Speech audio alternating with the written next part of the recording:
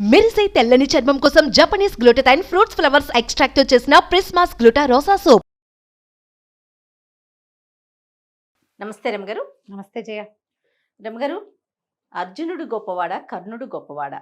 మనం ఎవరికి వాళ్ళ గొప్పతనం మాట్లాడుకున్నాం. కర్ణుడి గురించి మాట్లాడుకున్నాం, అర్జునుడి తెలివితేటలు, అతని సామర్థ్యం గురించి మాట్లాడుకున్నాం. కానీ కల్కి సినిమా రిలీజ్ అయిన తర్వాత ప్రతి ఒక్కరిలో ఇది ఒక ప్రశ్న వస్తోందండి, అర్జునుడా కర్ణుడా అనేసి. అర్జునుడు అంటే కర్ణుడి క్యారెక్టర్ ఒకంత ఎత్తుగా చూపించినట్టు కనిపించింది. అసలు మహాభారతంలో ఏం చెప్పబడింది చెప్పండి నాకు.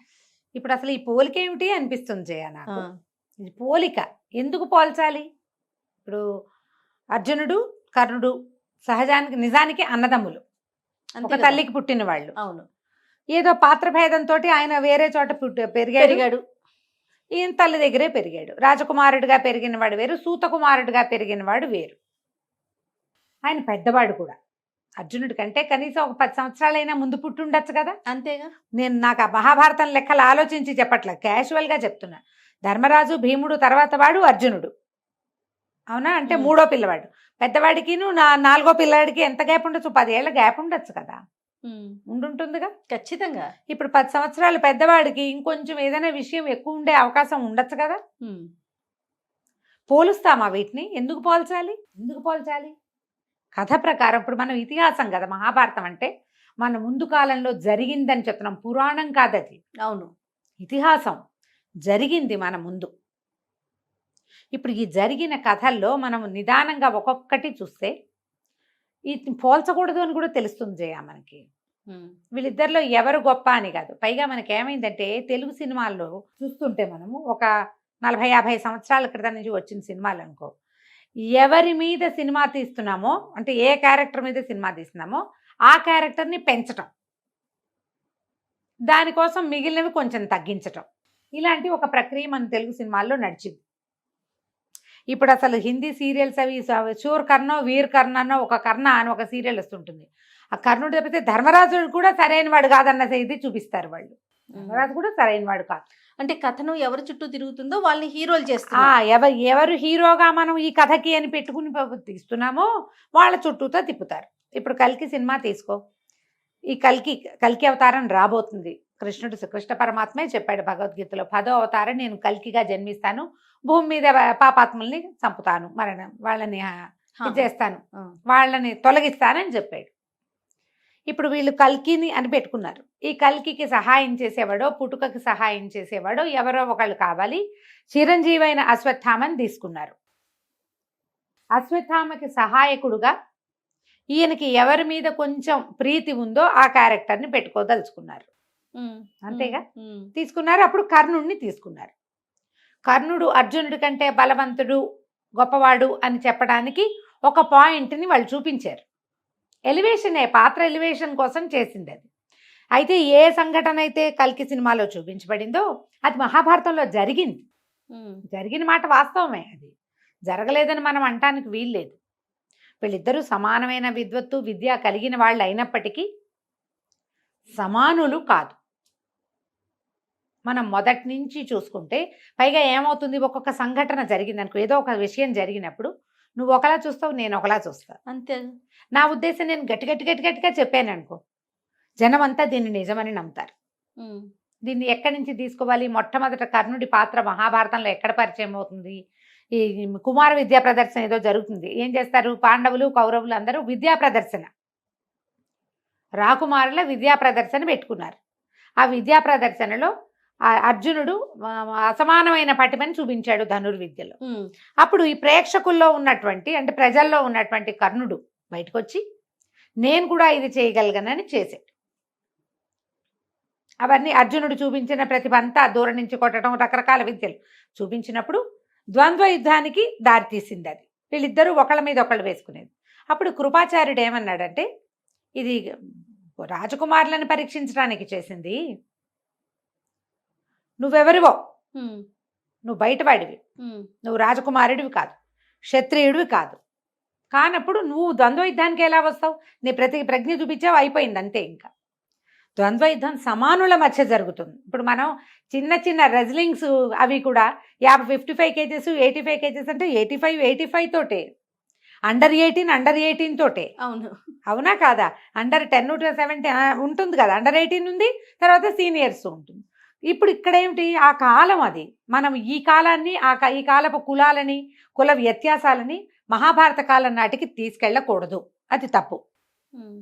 ఇది కుమార విద్యా ప్రదర్శన, రాకుమారులు క్షత్రియ కుమారుల మధ్య జరిగేది, నువ్వు ద్వంద్వ యుద్ధానికి నీతో కుదరదన్నాడు. అనేసరికల్లా అప్పుడు ఇతనికి అందరూ అవును అనుకున్నారు. దుర్యోధనుడికి ఎలా అర్థమైంది, అమ్మ బాబోయ్ వీళ్ళు అద్భుతమైన ధానుష్కుడిని చెడగొట్టేస్తున్నారు, మన అర్జునుడిని ఓడించడం. ఇంత భీముడు అంటే భయం లేదు, అసూయ తప్ప. భయం అర్జునుడంటే ఉంది. అర్జునుడు లాంటి ధానుష్కుడు భూమి మీద లేడు. అతనిలాగా విలువిద్య కలిగిన వాడు ఎవడూ లేడు. అర్జునుడు అంటేనే చచ్చే భయం. మహాభారతం అంతా అదే కనపడుతుంది. అసలు చివరికి యుద్ధ సమయంలో కురుక్షేత్రంలో ఎన్నిసార్లు అర్జునుడిని ఎదుర్కోలేక పారిపోతారో వాళ్ళంతా కనపడుతుంది క్లియర్గా. మహాభారతం తాపీగా చదివితే ఎవరైనా పెద్దవాళ్ళు చెప్పింది వినండి, నీకు తెలుస్తుంది. ఇప్పుడు అర్జునుడిని ఎదుర్కోగలిగిన ధీశాలి ఒకడు, విద్య కనపడుతోంది, ధైర్యంగానూ ఉన్నాడు. ఇతన్ని వదిలేస్తే వీడిని ఎదుర్కోవడానికి మన దగ్గర ఎవరు ఉండదు, తురుపు ముక్క లేదు. అందుకని టకీమని పట్టుకుని ఏం కాదు, ఇప్పుడు అది లేకపోతే ఏమైంది. ఇప్పుడు దానవీర సూరకర్ణ సినిమా చూస్తే 100 డైలాగులు ఉంటాయి ఎన్టీ రామారావు గారిది, బ్రహ్మాండంగా రాయించుకున్నారు. మీరు కులం అని ఎందుకు అంటున్నారు, కులము కాదు అక్కడ, కులమని మన కులాలని అక్కడ పెట్టకూడదు. రాశారు డైలాగులు, మనం అక్కడ క్యారెక్టర్ ఎలివేషన్ కోసం రాసుకున్నాం. ఆ డైలాగ్స్ ఎంత ఫేమస్ ఇప్పటికీ కూడా. ఆయన చిన్నపాటి వాదంతో ఇతన్ని నేను అంగరాజును చేస్తాను, నా పక్షాన్ని నా దగ్గరున్న రాజ్యాలలో అంగరాజ్యాన్ని ఇతనికి ఇస్తాను, అంగరాజుగా చేశారు. అంగరాజుగా చేసిన తర్వాత ద్వంద్వ యుద్ధం జరగలేదు. ఎవరి దాన్ని వాళ్ళు వెళ్ళిపోయారు. ఎందుకు జరగలేదో అసలు తెలీదు, వెళ్ళిపోయారు. పోనీ ఆ తర్వాత ఎక్కడైనా వీళ్ళు ఎదురుపడ్డారా అంటే పెద్దగా వీళ్ళిద్దరూ వాదించుకోవటం లాంటివి జరిగినాయి. ఆయన వాదించాడు తప్పిస్తే, కర్ణుడు ఏదైనా అన్నాడు తప్ప ఏమీ జరగలేదు యుద్ధం. ఎక్కడ వీళ్ళే దొరికారు, ఘోషయాత్ర అప్పుడు. అది ఎక్కడ జరిగింది, పాండవులు వనవాసంలో ఉన్నప్పుడు ఘోషయాత్ర పేరుతోటి దుర్యోధనాదులందరూ కలిసి అక్కడికి వెళ్ళారు. వనానికి దీనికి వెళ్ళారు, అడవికి వెళ్ళారు. వెళ్తే అక్కడ ఒక గంధర్వుడు, చిత్రసేనుడు, చిత్రరథుడు అతనికి దొరికి పాండవుల చేత రక్షింపబడ్డారు. కర్ణుడు కూడా ఉన్నాడు రక్షింపబడిన గుంపులో. ఆయన కాపాడలేకపోయాడు దుర్యోధనుడిని. అయిందా. మళ్ళీ యుద్ధం సమయానికి అతను చివరి వరకు ఆయనకి డైరెక్ట్గా వీళ్ళిద్దరూ యుద్ధం చేసే అవకాశం రాలే. కర్ణుడు చిన్నతనం నుంచి మంచి విద్య నేర్చుకున్నాడు. పరశురాముడి దగ్గర అబద్ధం చెప్పి విద్య నేర్చుకుంటే ఆయన కోపం వచ్చింది, నువ్వు అబద్ధం చెప్పావు కాబట్టి నీకు అవసరమైన సమయంలో నీ విద్య నీకు గుర్తురాదు అని. కర్ణుడికి శాపాలున్నాయి, ఆ కథలన్నీ అందరికీ తెలుసు. ఇప్పుడు తనకి శాపాలున్నాయని, తనకి అవసరమైన సమయంలో విద్య గుర్తురాదని కర్ణుడికి తెలుసు. కానీ దుర్యోధనుడిని నేను నిన్ను గెలిపిస్తానని ఎందుకో నమ్మించాడు ఆయన. దీంట్లో ఇప్పుడు ఎవరు గొప్పవాళ్ళు అంటే అర్జునుడు ఎప్పుడూ ధర్మం పట్లే ఉన్నాడు, పక్కనే ఉన్నాడు. ఏనాడు అన్నయ్య మాట జవదాట్లా, అమ్మ మాట జవదాట్లా, కృష్ణుడి మాట జవదాట్లా, ఎక్కడా ఉద్రేకిగా లేడు, ప్రశాంతంగా ఉన్నాడు. మహామహా ద్రోణాచార్యుడు కూడా పూర్తి విద్యని అర్జునుడికి చెప్పి తన కొడుక్కి కూడా కొన్ని ఇవ్వలేదు. కొన్ని విద్య అస్త్రాలప్పుడు నువ్వు నాకు ఇవ్వలేదు అర్జునుడికి ఇచ్చావని అశ్వత్థామ అడిగితే అర్జునుడు సంయమి అంటే నియమం కలిగిన వాడు, శాంత స్వభావుడు, ఉద్రేకానికి లోనయ్యి అస్త్రాలు వేసేసేవాడు కాదు. అలాంటి వాళ్ళకి ఇవ్వకూడదు, కోపిష్టి వాళ్ళకి అన్యస్త్రాలు ఇవ్వకూడదు. వాడు ప్రతి చోట పిడుక్కి బియ్యానికి ఒకటే మంత్రం, పిచుకు మీద బ్రహ్మాస్త్రం వేయకూడదు. అది ఎవరికి తెలుస్తుంది, సహనశీలికి. ఇక్కడ ఎంత వేయాలో అంతే వేయాలి. పిచుకు మీద బ్రహ్మాస్త్రం వేస్తావు నువ్వని అశ్వత్థామని కేకలేసాడు, తండ్రి వద్దన్నాడన్న సీన్లు 1-2 కనపడతాయి మనకి మహాభారతంలో. అన్ని విద్యలు కలిగిన అర్జునుడు చాలా విపత్కర పరిస్థితి అయితే గాని పెద్ద అస్త్రాలు వేసినట్టుగా కనపడదు అసలు మనకి. వీళ్ళిద్దరూ ఎదురుపడ్డప్పుడు ఆయనకి ధర్మం లేదు, ఆయన పక్కన ఆయన స్నేహంగా ఉన్నాడు. దానం అంటే రోజంతా దానం చేయటం కాదు, ఫలానా సమయంలో దానం చేస్తాను అన్న నియమం ఉంది కర్ణుడికి. నియమం ప్రకారం దానాలు చేసేవాడు. స్నేహం నిలబెట్టుకోవటం కోసం తనకి అస్త్రాలు పనిచేయవని, తను యుద్ధంలో గెలవలేనేమోనన్న సంగతి తెలుసు ఆయనకి ఖచ్చితంగా. కానీ చివరి వరకు తనకు సహాయం చేసిన దుర్యోధనుడి దగ్గర ఉన్నాడు. ఆయన నందంటే నంది, పందంటే పంది అన్నాడు. అవును. ఇది తప్పు, ఈ పని అని చేయకూడదు చెప్పలేదు. అనలేదు. ఇప్పుడు ఎవరు గొప్ప అనాలి? అసలు కర్ణుడు గొప్ప అన్న ప్రశ్న రావచ్చా మనకి? ఉమ్. రాకూడదు. ఇప్పుడు గొప్పతనాలు అనేవి ఏదో ఒక్క విషయంలో ఉంటుందా? పూర్తిగా సంపూర్ణంగా చూస్తాం కదా, అతను ఒట్టి విద్యలే కాదుగా, వ్యక్తిత్వము అది లేదు. ఉమ్. మన మహాభారతం లాంటి దాంట్లో ఒకడి యుద్ధ విద్యో ఒకడి వ్యక్తిత్వాన్ని తీసుకోకూడదు, అన్నీ కలిపి తీసుకోవాలి. అన్నీ కలిపితేనే వాడు ఎంత సుగుణాభిరాముడు అనేది కదా మనకు తెలిసేది. ఆయన ఈ ద్రౌపది వస్త్రాపహరణం అప్పుడు కర్ణుడి ప్రవర్తన సమర్థనీయంగా కనపడదు మనకి, ఘోషయాత్ర అప్పుడు సమర్థనీయంగా కనపడదు. మరి ఇలాంటప్పుడు ఎలా వీళ్ళిద్దరిని చేస్తాం? ఆయన క్యారెక్టర్ అయింది, ఈయన క్యారెక్టర్ అయ్యింది. శక్తిశాలి అంటావా? తప్పకుండా శక్తిశాలి, బలం ఉంది, ఆయనకు విద్య ఉంది. కర్ణుడికి విద్య ఉన్నది. ఆయన అర్జునుడిని ఎదుర్కోగలనన్న సాహసం ఉంది, ఎదుర్కోగలన ఆ సాహసం కూడా ఉంది ఆయనకి. ఈయనకి అర్జునుడిని, మన కర్ణుడి గురించి ఒక పురాతన గాథ ఒకటి చెప్తారు జయ. ఈ కర్ణుడు శాపవశాత్తు జన్మించినవాడు, నరనారాయణుల చేతిలో మరణం ఉన్నవాడు. అందుకని వీళ్ళని ఎదుర్కొని మరణించాడు ఆయన. అర్జునుడిని ఈ కథ సింపుల్గా చెప్తా, ఎలాబరేట్గా ఇంకోసారి చెప్దాం. ఈ నరసింహావతారం తర్వాత విష్ణుమూర్తి కవల పిల్లలుగా ధర్ముడు అనే ఆయనకి జన్మించాడు. పుట్టుకతోటే వీరాగులు వాళ్ళు, నరుడు నారాయణుడు పేరుతోటి. ఈ నరసింహస్వామిలోని శరీర భాగమేమో నరుడుగాను, సింహ ముఖమేమో నారాయణుడుగాను జన్మించారని ఇది ఒక కథ చెప్తారు. అయితే జన్మించిన తర్వాత వాళ్ళు పరమ విరాగులుగా ఉండేవారు, పుట్టుకతోటి పరాక్రమవంతులు, కవలలుగా జన్మించారు. ఒకళ్ళనొకళ్ళు విడిచి ఉండేవాళ్ళు కాదు, తపస్సు చేసుకునే వాళ్ళట హిమాలయాల్లో. ఒకసారి ప్రహ్లాదుడు అటు వచ్చి ఆయుధాలు పక్కన పెట్టి వీళ్ళు తపస్సు చేసుకుంటూ ఉంటే, ఇదేమిటి వీడు కపట సన్యాసుల్లాగా ఉన్నారని వాళ్ళ మీద యుద్ధం చేశాడు. ఎంత యుద్ధం చేసినా గెలవలేకపోయాడు. ఆయన విష్ణుమూర్తిని ప్రార్థిస్తే విష్ణుమూర్తి వచ్చి, నా అంశావతారాలు వీళ్ళని నువ్వు జయించలేవని చెప్తే ప్రహ్లాదుడు నమస్కారం చేసి వెళ్ళిపోయాడు. అక్కడి నుంచి ఇంద్రుడు ఇంత తపస్సు చేస్తుంటే, ఎవరైనా తపస్సు చేస్తే ఇంద్రుడికి భయమట పురాణాల ప్రకారం, ఇంద్ర పదవి వెళ్ళిపోతుంది వాళ్ళకి. అంతే. అందుకని రంభ, ఊర్వశి, మేనక, ఊర్వశిని పంపల, రంభ, మేనక, తిలోత్తమ వీళ్ళందరినీ పంపించాడు, వీళ్ళని మైమర్పించడం కోసం, తపస్సు పాడు చేయటానికి. వీళ్ళందరూ ఆడినా పాడినా వాళ్ళలో ఏ చలనము లేదు. ఆయన నారాయణుడు తొడ చరిస్తే తొడలో నుంచి ఒక మహాద్భుత సౌందర్యవతి పుట్టిందట. ఊరువు నుంచి, ఊరువు అంటే తొడ సంస్కృతంలో, ఊరువు నుంచి జన్మించింది కాబట్టి ఊర్వశి అన్నారు ఆమెని. ఆ ఊర్వశి ఇంతకంటే మీకంటే మహాద్భుత సౌందర్యవతిని నేను చేయి ధరించి పుట్టించగలనని చెప్పాడు. ఆవిడ్ని ఇంద్రుడికి కానుకగా పంపించాడు, మేమంద ఇంద్ర పదవి కోసం తపస్సు చేయటం లేదు అని. ఆ కాలంలోనే ఒక రాక్షసుడు ఒకడు బ్రహ్మ కోసం తపస్సు చేసి 1000 కవచాలని వరంగా పొందాడట. సహస్ర కవచుడు వాడి పేరు. ఈ 1000 కవచాలు పొందినవాడు నరనారాయణుల మీదకి యుద్ధానికి వచ్చాడు. యుద్ధానికి రమ్మని పిలిచాడు. వీళ్ళు ఏమన్నారు? యుద్ధానికి రమ్మని పిలిస్తే ధర్మం, వెళ్ళాలి. పాచికలాడడానికి రమ్మని పిలిచినా వెళ్ళాలి, ధర్మం. వీళ్ళిద్దరు ఏమన్నారంటే, నారాయణుడు అన్నట్టు నువ్వు ఒకడివి, మేమిద్దరం ఇట్లా చేయకూడదు, ఒక పని చేస్తాం, మా తపస్సు పాడవదు, ఒకళ్ళు నీతో యుద్ధం చేసినప్పుడు రెండో వాళ్ళు తపస్సు చేసుకుంటాం అని చెప్తే, తేపకు ఒకళ్ళు చొప్పున 1000 సంవత్సరాలని చెప్తారు కదా, 100 సంవత్సరాలేమో మరి. ఇన్ని సంవత్సరాలు యుద్ధం చేసి ఆయన అలిసే టైంకి ఒక్క కవచం పగలగొట్టగలిగాట. అప్పుడు ముందు చేసిన నారాయణుడు తపస్సు చేసుకుంటుంటే నరుడు యుద్ధం చేశాడు. అట్లా కొన్ని వేల సంవత్సరాలు యుద్ధం చేసి 999 కవచాలు ఊడగొట్టేశారు వాళ్ళు. ఇంకా ఒక్క కవచమే మిగిలిందని గ్రహించుకున్న సహస్ర కవచుడు పారిపోయాడట అక్కడి నుంచి, యుద్ధభూమి నుంచి పారిపోయి సూర్యుడిని శరణుజొచ్చాడు.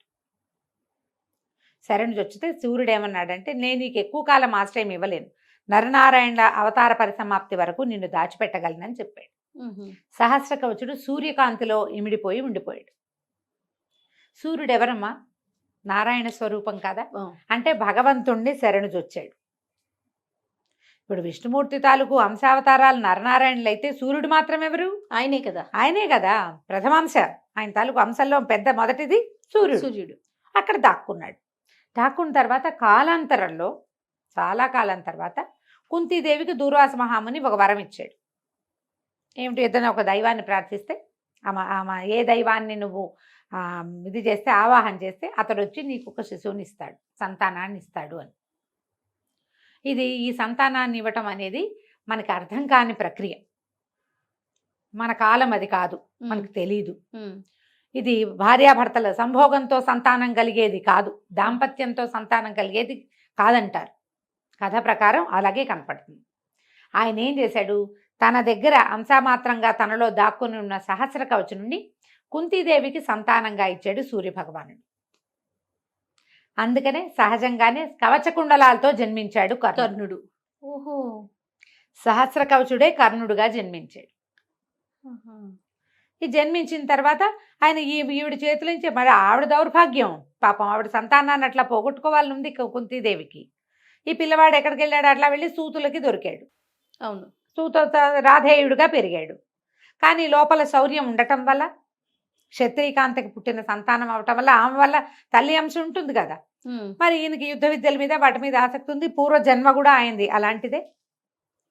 విద్య నేర్చుకున్నాడు, దుర్యోధనుడి దగ్గర చేరాడు, క్యారెక్టర్కి తను న్యాయం చేసుకున్నాడు. ఆయన యొక్క ఆఖరి కవచాన్ని విప్పించేశారు వీళ్ళు.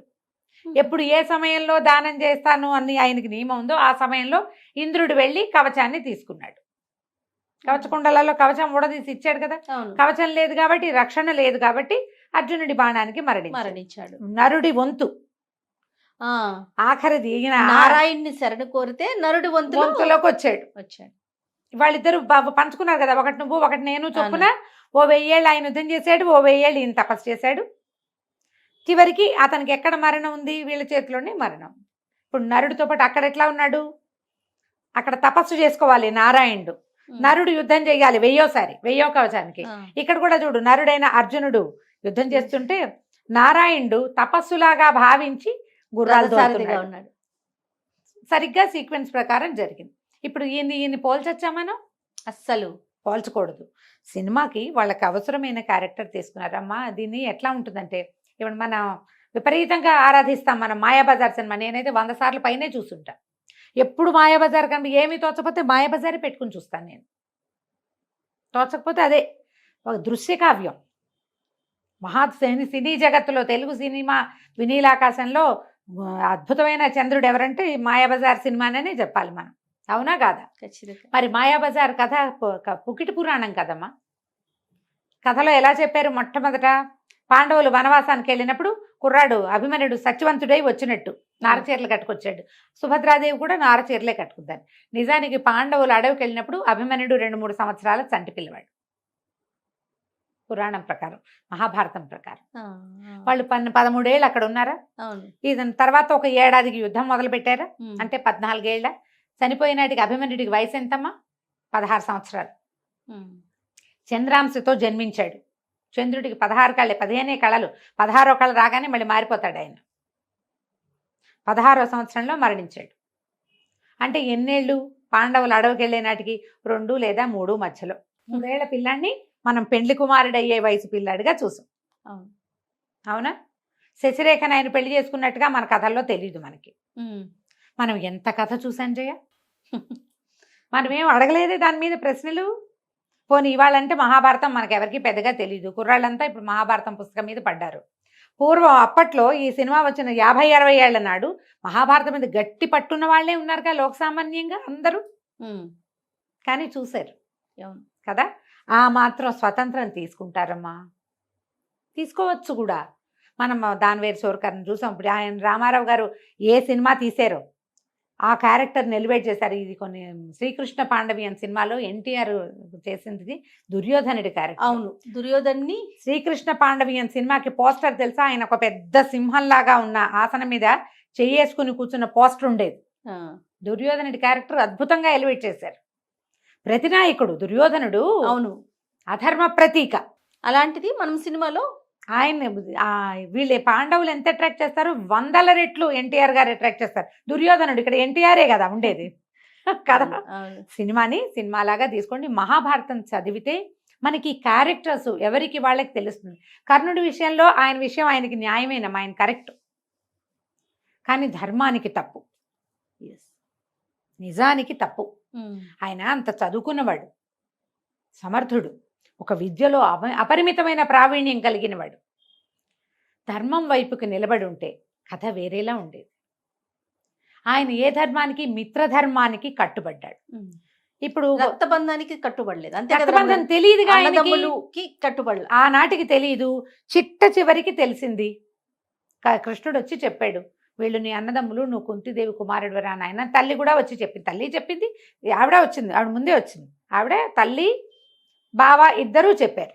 అప్పటికే అయిపోయింది. చెప్పినా సరే ఈయన ఏమన్నాడంటే, నేను ఇలా చెయ్యను, మిత్రబంధానికి నేను ఆ మిత్రద్రోహం చేయను అన్నాడు. అది ధర్మం. ఆ విషయంలో ఆయన క్యారెక్టర్ కరెక్ట్.